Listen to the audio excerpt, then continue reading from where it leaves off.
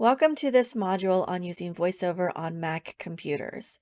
It's a little different than using VoiceOver on iPhones and iPads, so we're going to focus mostly on using that VoiceOver with the laptop or desktop using the Mac operating system. We're going to follow the same process as with the JAWS unit by starting with basic concepts for the operating system, then moving into operating system keyboard commands, and then looking at VoiceOver specific commands and using VoiceOver to access and complete tasks on your computer. My name is Amanda Thompson. I'm a certified assistive technology instructional specialist with Allied Instructional Services. Welcome to the Mac operating system and VoiceOver module. Mac devices and Windows devices have some similarities that can make using both systems easy and generalizable. Both Mac and Windows computers have desktops. They both have a taskbar in Windows or a dock on a Mac located at the bottom of the screen that allows you to access your software. On Windows devices, you have a Windows Explorer, and on Mac devices, you have the Finder. A lot of the Control and Alt commands on Windows devices use the Command key instead on Mac devices, so if you know them on one, you can easily learn them on the other. For example, Control C to copy on a Windows computer is Command C on a Mac. Alt Tab to switch apps on a Windows computer is Command Tab on the Mac. So those similarities can make learning the two operating systems easy. And it means that as TBVIs, we can and should be teaching multiple operating systems and multiple screen readers to our students. So by the time they graduate from high school, they're able to choose which system works best for themselves. And if they're using a different operating system in the future, then they can quickly relearn and refresh those skills. There are some other benefits to using a Mac, other than if your school system uses Macs. iPhones and iPad users can generalize the gestures they use on those devices when using VoiceOver and use those on the trackpad on the Mac operating system. So they don't have to necessarily learn a whole set of new keyboard commands, although they should. VoiceOver is built in to the Mac operating system, so there's no need to download and install or purchase another screen reader if they're using a Mac. In addition to that, making the process a little easier, you no longer have to go through your IT department, through your school system or the job to get that software installed on the computer and then update or problem solve that software. There's also just one contact for support if something's not working correctly. When you're using a Mac and there's an issue with VoiceOver, you just call Apple. If you're using a Windows computer and something is going wrong, you may have to contact Microsoft or Vispero Freedom Scientific for JAWS or the NVDA people for NVDA issues, whereas it's nice to just be able to contact Apple support. Just like on Windows, there's the desktop on a Mac. You would press Windows Shift D to access the desktop. Once you're on the desktop, you can use first letter navigation or your arrow keys to navigate around through different icons. And when you find the icon you're looking for, you would press the Command O to open. So if you have an icon on your desktop for images, you could press I to skip right there, or you can arrow around and find it that way. The taskbar on a Windows computer is located by default on the bottom of the screen. On your Mac, it's also located on the bottom and it's called the dock. To get there, you would press your VoiceOver and D, your VoiceOver modifier key and D, or Control F3. Then you can arrow left and right to navigate it. And when you want to open something that is your focus, you would press the VoiceOver spacebar key or double tap on the trackpad to open the device or open this software. If you want to customize the dock, you can open the Apple menu and then go into dock settings. And then once you're focused on the dock, if you no longer want to be there, you hit escape to get out or do a 2-finger scrub left and right on the trackpad. Finder is the equivalent of Windows Explorer. When you open this up, the orientation is very similar as with Windows Explorer 2. You have a toolbar at the top that you can access for customizing the layout or finding the settings for Finder. Then on the left side is a navigation pane, which is called the sidebar on Mac devices. It has access to frequently used locations. You can access other devices that are synced to your Mac. And then there's a search for section at the bottom of that tree that has smart folders. So you can find things that you accessed today, yesterday, within the past week. You can find all of the PDFs or all of the movies or all of the documents on your device. The smart folder is really useful for locating things. Then in the main region of the screen is the view browser, which is very similar to how it's organized on the Windows computer.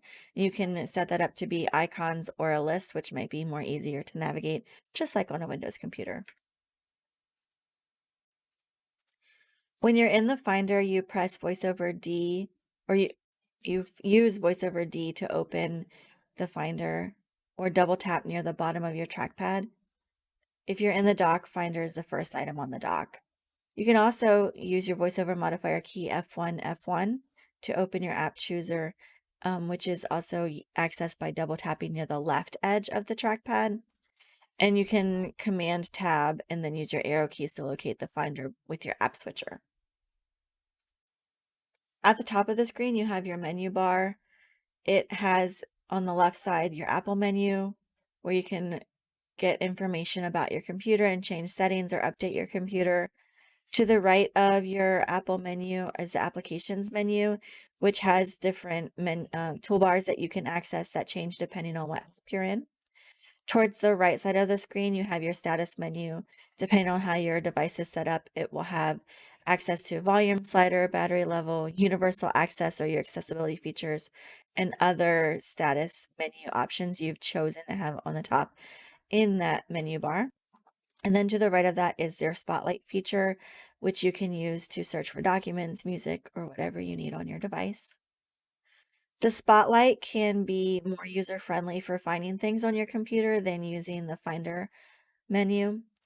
It is very similar to pressing the Windows key on a Windows device and then typing in what you're looking for. One of the reasons it's easier to navigate than using Finder on your Mac is because you just have that text edit field, which is your search box, and then you hit enter and then you arrow down through a list of your results versus having to navigate the trees and the navigation pane and main content area on that Finder app.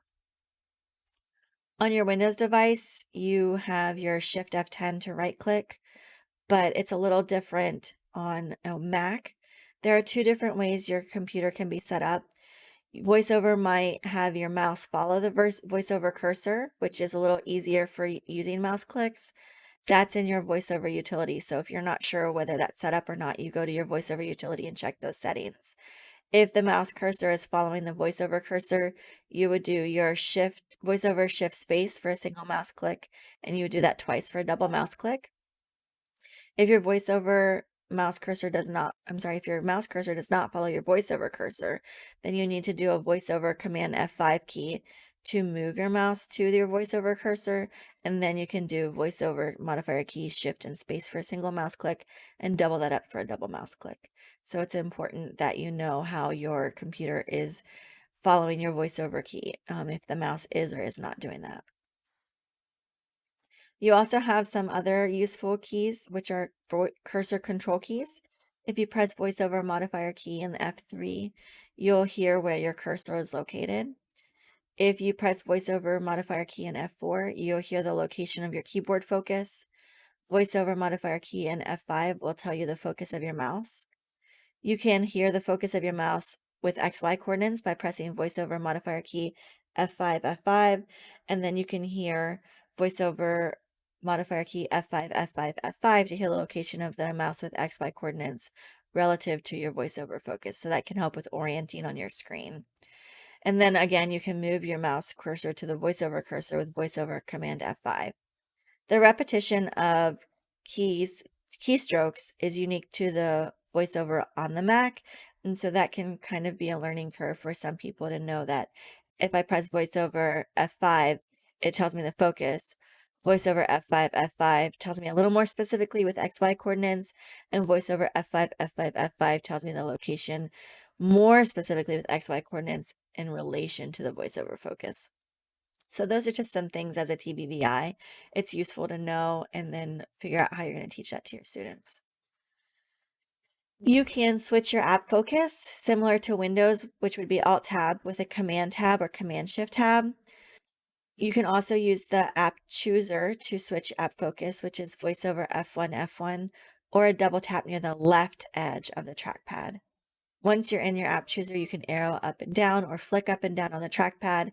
And then when you're focused on the correct thing, you hit spacebar or double tap on the trackpad to select that app. You can also switch your window focus, which is the Command Grav key. Grav is the tilde key, so you would hold down Command and press Grav to cycle through windows, or you can use the window chooser, which is VoiceOver F2, or a double tap near the right edge of the trackpad. Again, it's those patterns that we were talking about in the JAWS module. We're going to be looking for similar patterns in the Mac module. So VoiceOver F1 is your app focus. VoiceOver F2 is window focus. Double tap near left edge for apps, double tap near right edge for windows. And up and down arrows once you're in the switcher and flicking up and down. Again, those same patterns. And then you space or double tap to select once it's in focus. So that's a very brief introduction to using the Mac and the different concepts that you would need to know, understand, and then teach as a TBVI or instructor to your students when they're using a Mac. Next, we're going to move into using and learning some of those Mac commands so that we can navigate using Mac operating system commands, which use VoiceOver and not, to navigate and complete tasks on your Mac. So let's go ahead and delve into that next topic.